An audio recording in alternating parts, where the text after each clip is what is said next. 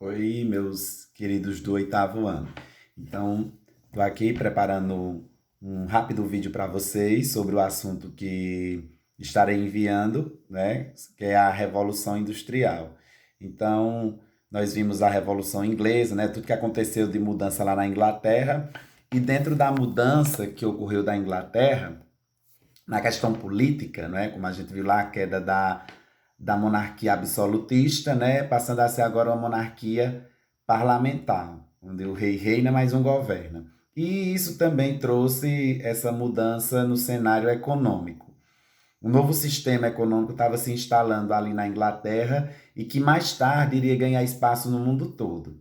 Ou, no caso, a Revolução Industrial. Então, também, como eu já disse a vocês, revolução significa mudança. E a Revolução Industrial foi a mudança no meio de produção.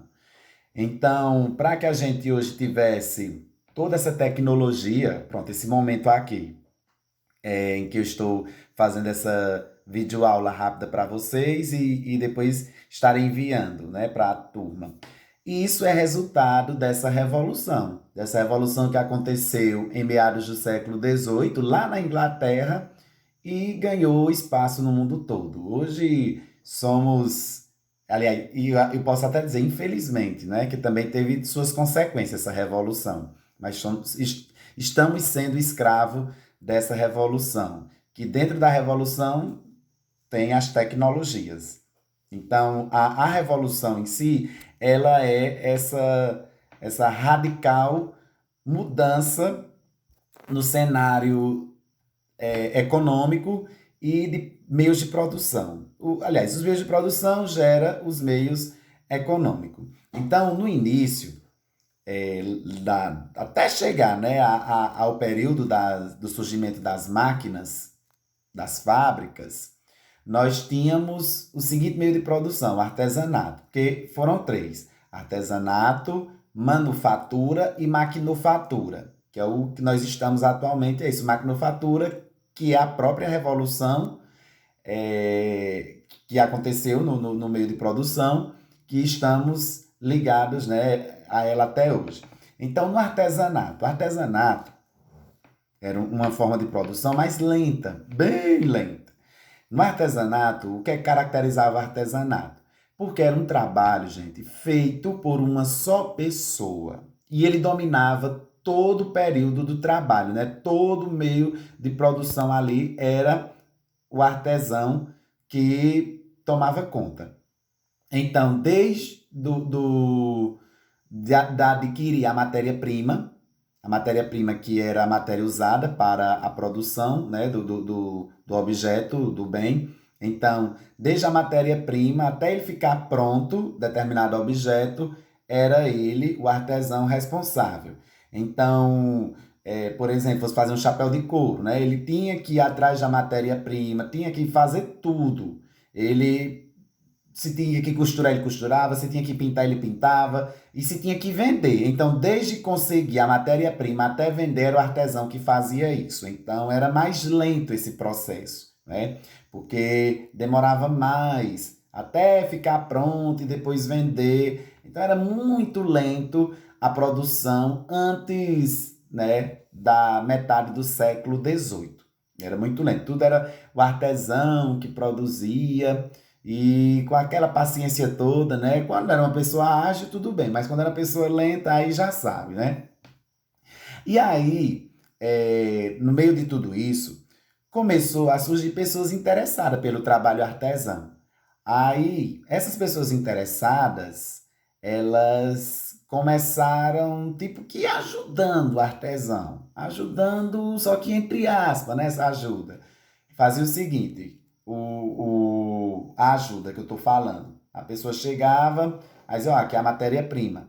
Faça com isso que eu estou lhe dando, né? Por exemplo, eu quero que você faça um tamborete. Então tá aqui a madeira. Tá aqui a madeira. Ah, toma logo os pregos, entendeu? Aí você se vira com o resto. Aí quando ele terminava de fazer o tamborete, aí eu ia lá e disse, quanto foi? Aí ele dizia, foi X. Aí pagava, pegava o tamborete, eu poderia também, se quisesse, revender. E aí também já começa até surgir a questão de capitalismo, né? Um capitalismo mais forte. É. mais claro, né? É a questão do meio de produção. Então, foi andando uma melhorada nesse sentido, nesse aspecto. E aí, na medida que isso foi se desenvolvendo, aí surgiu a manufatura. Então, a manufatura, o trabalhador, ele já perdia de vez, né? Já não era mais dono do próprio trabalho, ele já tinha um dono. Então, ele já ia trabalhar para um determinado dono daquela matéria-prima. A pessoa estava lá, né, com um monte de matéria-prima, aí convocava uma quantidade de gente, né, que era próprios artesãos para fazer, e depois a pessoa pagar um salário e pegar aquele material e vender. Então aí nós já temos a manufatura. Então a manufatura, o trabalhador, como eu disse, o dono, né, do produto, o artesão, ele perde o controle da situação nesse sentido, quando passa a ter agora um patrão, uma pessoa pagando pelo trabalho realizado. E aí, né, isso vai mudando gradualmente, até, né, chegar à maquinofatura. Então, aí a maquinofatura foi o surgimento das máquinas. Então, quando as máquinas surgiram, aí a Inglaterra, ela tinha condições para isso, né? Primeiro, como foi a questão da revolução, também ela muito rica, né? A região de minérios, matéria-prima também utilizada, né? Para construção das próprias fábricas, né? Das grandes indústrias. E que isso vai mudar, como eu já falei anteriormente, toda a posição do trabalhador frente ao trabalho. E aí, a maquinofatura, agora nós temos as indústrias, né? Elas vão produzir pelo trabalhador. Quer dizer que um trabalho que era feito por 100 pessoas, agora uma, duas, três pessoas vai fazer, porque vai ter a máquina para isso. Então, de certa forma, isso também ajudou muito, contribuiu muito e vem contribuindo para a substituição da mão de obra e, consequentemente, o desemprego, né? Ela também passou a exigir mais em termos de conhecimento. As pessoas precisavam estudar para saber o que é que iam fazer dentro de uma indústria. E aí, mas nesse início ainda estava tudo bem, né? As máquinas eram fracas, eram feitas de madeira. Quando aconteceu a segunda revolução industrial, aí foi a substituição das máquinas de madeira pelas que eram feitas de ferro, metal, que é mais resistente. Só depois do século XVIII, já século XIX, XX, por aí, perto, né, chegando, descobriram que o metal era mais resistente do que a madeira e não aguentava, né, o calor, o fogo e tudo que tinha nas fábricas lá do início da Revolução. Aí foi uma substituição e aconteceu a segunda Revolução aí. Então, a primeira indústria foi a indústria têxtil, que é a indústria de tecido, na Inglaterra, começou por ela, e foi se alargando pelo mundo todo. Aí vem a indústria têxtil, depois vem a alimentícia, de bebidas. Essa era a indústria, como diz, era a indústria mais fraca para os dias de hoje. Os dias de hoje, né, são de alta tecnologia, né? Computadores, robóticas, que faz avião e tudo mais. Mas no princípio era mais simples, né? Bem simples mesmo, como eu disse, era indústria de tecido, depois de alimento, de bebida, até se aprimorar, né? E chegar a termos os equipamentos que temos hoje. Então, esse processo chegou com a maquinofatura, né? Que aí realmente foi a mecanização da industrialização frente ao mundo. Depois surge também uma nova sociedade, gente, frente a isso. Não era todo mundo que era dono das fábricas, não. Tinha um dono da fábrica. E dentro da fábrica tinha muitos trabalhadores que passaram, né, a ser chamados de proletariado. O proletariado era aquele que vendia o seu trabalho ao dono da fábrica. Agora, por um salário de miséria, era um salário baixíssimo mesmo. Trabalhavam muito, uma longa jornada de trabalho, de entre 14 a 16 horas por dia, né? Ou seja, do nascer ao pôr do sol, e em péssimas condições também. Então, começou a existir aí, né, a divisão, né, as classes sociais. Ficou mais evidente ainda. A concentração de renda nas mãos de poucos, né, enquanto muitos ficavam sem nada. Então, quer dizer que isso ajudou em alguns aspectos, mas também tem, na verdade, seu lado negativo. Então, no meio de tudo isso, surgiu a famosa burguesia, que antes era pessoas fracas, né? Não era, que antes era monarquia, era a nobreza que chamava, monarquia não, perdão, era a nobreza, né? A nobreza que era a detentora do poder, porque nascia em berço de ouro, porque era predestinada para ser. A partir de agora já não tem mais isso. O negócio agora é você produzir. Então, quando produz, se acumula, enriquece. E aí nasce uma pessoa rica, né? Que era o burguês, né? Que passou a ser apelidado de burguesia, que eram os antigos burgos, né? Lá da Europa, final da era medieval. Que a gente já estudou isso aí o ano passado. Sim, é como eu estava falando. E aí eles trabalhavam por um salário, que eram os operários, né? Os operários, baixíssimo salário, moravam em casas alugadas, e essas casas eram justamente dos donos das fábricas. Essas casas tinham péssima condição de acolhimento, né? Era um banheiro para uma família toda, uma família numerosa, e a casa geralmente só tinha um vão, dois vão, né? Essa casa pequena, 2 cômodos, quer dizer. E o banheiro sempre ficava fora da casa. Não tinha higienização, gente, não tinha rede de esgoto, não tinha rede de tratamento ainda.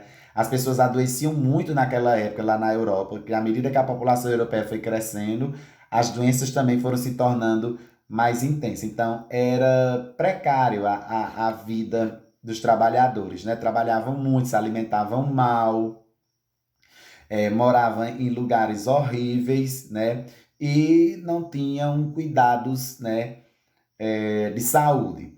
Então, nessa época, por exemplo, a cólera e a tuberculose se fizeram presente intensamente, matando muitas pessoas na Europa, lá na Inglaterra, quer dizer, durante esse período aí da Revolução Industrial, porque as pessoas migraram do campo para a cidade, justamente para trabalhar nas fábricas, que também houve aquela questão de cercamentos, como a gente viu lá na Revolução Inglesa, não foi? A questão do cercamento, que eles passaram a se apropriar das terras, porque agora vai ter uma agricultura não voltada para a subsistência, mas agora uma agricultura voltada mesmo para a questão de produção, né? de mercado, de comércio, de capitalismo. Um capitalismo exacerbado, como diz a história, sem limite. E aí essas pessoas vêm para as cidades. Então, na medida que essas pessoas vão chegando, vai havendo mais aglomerados, né? Produção de mais lixo, mais sujeira, e no meio de tudo isso vem as doenças. Então aí, ó, para vocês observar, a gente já está vendo também as consequências que a Revolução Industrial trouxe. Tem o lado benéfico, mas também tem o lado maléfico, entenderam? Então é bom que vocês prestem atenção na explicação, para que vocês entendam, né, os lados positivos, construam na mente os lados positivos e também os lados negativos que a revolução trouxe. Então é um preço que a gente paga pelas transformações ocorridas na sociedade. A agressão, né? A agressão ao impacto que a Revolução Industrial tem causado no meio ambiente. Por exemplo, no início da Revolução, eles não tinham ideia, quando estavam lá, né, na questão de explorar, né? Eles não tinham ideia que alguns recursos não eram tão abundantes como pensavam e que não eram renováveis, né? Por exemplo, a gente sabe que o petróleo não é renovável, a gente sabe que o minério não é renovável, né? E outros mais. E começaram a extrair sem limites, achando que não iria acabar. Então, causou um impacto no meio ambiente. Aí vem a poluição, né, produzida pelas fábricas. Então, tudo isso vai impactar diretamente o meio ambiente, vai causar estragos que hoje nós estamos vivendo. Quer dizer que tem aí 200 anos, mais 200 anos da Revolução Industrial, e nesses 200, né, 200 anos aí, podemos ver em 2 séculos e meio, mais ou menos, podemos ver o desastre que tem acontecido no meio ambiente por conta da revolução. E olha que agora está mais oscilando, né? Que tem se criado uma mentalidade, né, de cuidar do planeta Terra, e aí está tendo algumas mudanças, mas ainda não o suficiente para resolver o estrago que a revolução tem causado no meio ambiente. Então, o meio ambiente está aí sofrendo bastante. E elas persistem, né? Elas persistem e nós temos que estar acordados a isso. Ó, por exemplo, vocês depois vão pesquisar no material que eu vou mandando, tem lá falando sobre o rio Tamisa. O rio Tamisa. Esse rio, ele praticamente deixou de existir, né? Pode dizer que virou um canal de esgoto na Inglaterra. E aí depois vocês vão lá pesquisar sobre ele, o rio, e vão ver como era antes e como está atualmente esse rio. Diante do cenário da Revolução Industrial, do trabalho nas fábricas, que era um trabalho, como eu já falei para vocês, era um trabalho cruel, começou, né, a haver organização entre os operários. Os operários começaram a fazer reivindicações, a lutar por direito, por melhores condições de trabalho. E isso levou, né, à criação de grupos que faziam, né, as revoltas. Como, por exemplo, o caso dos ludistas e os Lancaster, acho que é assim que se chama. Esses grupos, né, nasceram em meio a essa revolta, né, pela situação que eles viviam no trabalho. A forma como os patrões, né, vinham tratando os seus trabalhadores. Então, esses grupos, eles foram reprimidos, obviamente. Eles foram reprimidos com violência, né? Alguns líderes dos grupos, né, foram presos, outros julgados e executados. Por quê? Só porque eles foram reivindicar a questão do trabalho. Outra coisa também é que eles ficaram como destruidores de máquinas. Diz alguns historiadores que eles se revoltaram, não era, na verdade, a revolta deles não era com o dono da fábrica, mas era com as máquinas, né? Achavam que as máquinas eram culpadas por fazer eles trabalharem demais. Eles não tinham esse entendimento, que na verdade quem estava judiando deles, né? Cobrando deles mesmo, era o dono da fábrica. Eles queriam que produzissem muito. Por isso que não tinham controle na questão do tempo, e crianças também trabalhavam, não ficavam de fora de jeito nenhum. Aí onde surgiu os sindicatos. Aí os sindicatos começaram a brigar por essas melhorias do trabalho. Foi difícil, quase que não era legalizado os sindicatos, que existe até hoje, os sindicatos, né, das diversas categorias. Ele foi legalizado lá na Inglaterra em 1871, os sindicatos.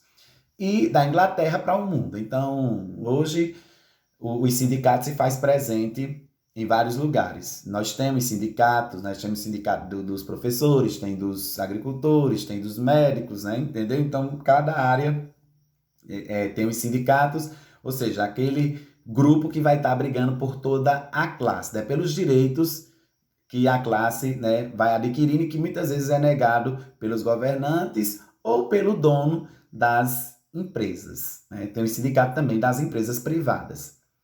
Aí teve um cartismo, vai aí também um pequeno texto falando sobre o cartismo, né, que gera justamente isso, reivindicando direitos para os trabalhadores, direito de votar, né, de participar da questão cidadã, né, então, Inglaterra, na época, ter os direitos cidadãos garantidos, diminuição da jornada de trabalho, acabar também, né, extinguir o trabalho infantil.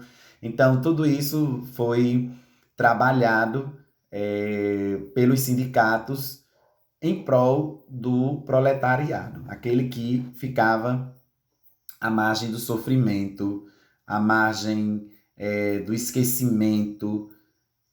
O trabalhador, a peça, né, como diz, é a peça principal. Nós temos a matéria-prima, mas o principal de tudo isso é o trabalhador. O trabalho dignifica o homem e garante, né, a evolução dos meios de produção.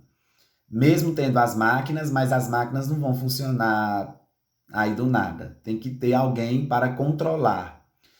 E esse alguém é um ser humano. Então, os donos das máquinas, os donos das indústrias, das fábricas, eles não tinham esse olhar sobre os trabalhadores. E até hoje a gente vê ainda essa problemática, né? Em que muitos trabalhadores ainda vivem em condição de escravos. Escravos porque não tem, né? Não é atendido da forma que merece. Então, essas questões, elas não estão longe de nós no tempo. Não, elas estão próximas. A gente ainda vive isso. Muitas coisas mudaram, algumas permanecem ainda de uma forma de uma forma não tão visível, mas ela ainda persiste. Então, vejam bem o assunto, qualquer dúvida, me procurem, entendeu? Que eu estarei sempre à disposição de vocês.